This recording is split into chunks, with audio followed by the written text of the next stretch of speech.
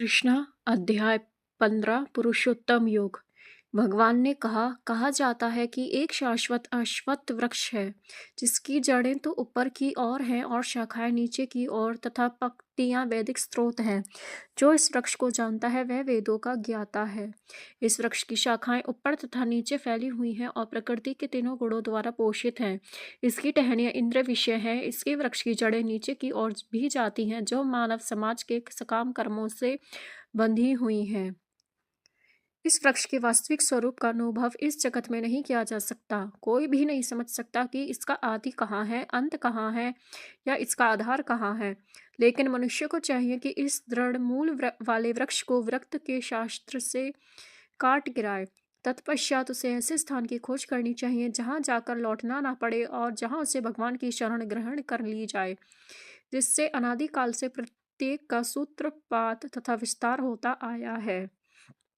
जो झूठी प्रतिष्ठा, मोह तथा कुसंगति से मुक्त है, जो शाश्वत तत्व को समझते हैं, जिन्होंने भौतिक काम को नष्ट कर दिया है, जो सुख तथा दुख के द्वंद्व से मुक्त हैं और जो मोह रहित होकर परम पुरुष के शरणागत होने चाहते हैं, वे उसे शाश्वत राज्य को प्राप्त होते हैं।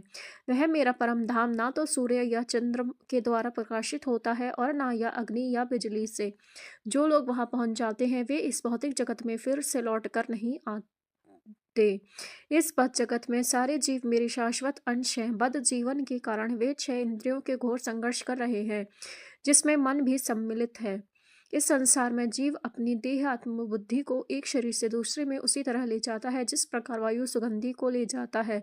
इस प्रकार वह एक शरीर धारण करता है और फिर इसे त्याग कर दूसरा शरीर धारण करता है। इस प्रकार दूसरा स्थूल शरीर धारण करके जीव विशेष प्रकार का कान, आँख, जीभ, नाक तथा स्पर्श इंद्रियां, त्वचा प्राप्त करता है जो मन के चारों ओर संपूजित है। इस प्रकार वह इंद्रिय विषयों के एक विशिष्ट समुच्चय का भोग करता है।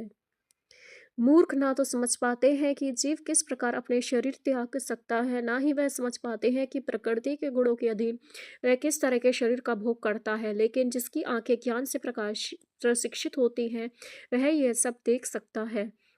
आत्म साक्षात्कार को प्राप्त प्रयत्नशील योगी जन यह स्पष्ट रूप से देख सकते हैं, लेकिन जिनके मन विकसित नहीं है और जो आत्म साक्षात्कार को प्राप्त नहीं है, वे प्रयत्न करके भी यह नहीं देख पाते कि क्या हो रहा है। सूर्य का तेज जो सारे विश्व के अंधकार को दूर करता है, मुझसे ही निकलता है। चंद्रमा तथा अग्नि के तेज भी मुझसे उत्पन्न है। मैं प्रत्येक लोक में प्रवेश करता हूँ और मेरी शक्ति से सारे लोग अपनी कक्षा में स्थित रहते हैं। मैं चंद्रमा बनकर समस्त वनस्पतियों को जीवन रस प्रदान करता हूँ। मैं समस्त जीवों के शरीरों में पाचन अग्नि हूँ और मैं प्राणवायु में रहकर 4 प्रकार के अन्नों को पचाता हूँ। मैं प्रत्येक जीव के हृदय में आसीन हूँ और मुझसे ही स्मृति, ज्ञान तथा स्मृति होती है। मैं ही वेदों के द्वारा जानने योग्य हूँ।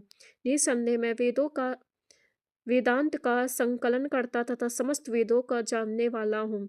जीव 2 प्रकार के हैं, च्युत तथा अच्युत। भौतिक जगत में प्रत्येक जीव च्युत होता है और आध्यात्मिक जगत में प्रत्येक जीव अच्युत कहलाता है। इन दोनों के अतिरिक्त एक परम पुरुष परमात्मा है जो साक्षात अविनाशी है और जो तीनों लोकों में प्रवेश करके उनका पालन कर रहा है। चूंकि मैं क्षर तथा अक्षर दोनों के परे हूँ और चूंकि मैं सर्वश्रेष्ठ हूँ, अतएव मैं इस जगत में तथा वेदों में परम पुरुष के रूप में विख्यात हूँ। जो कोई भी मुझे संशय रहित होकर पुरुषोत्तम भगवान के रूप में जानता है, वह सब कुछ जानता है। अतएव हे भरतपुत्र, वह व्यक्ति मेरी पूर्ण भक्ति में रत होता है।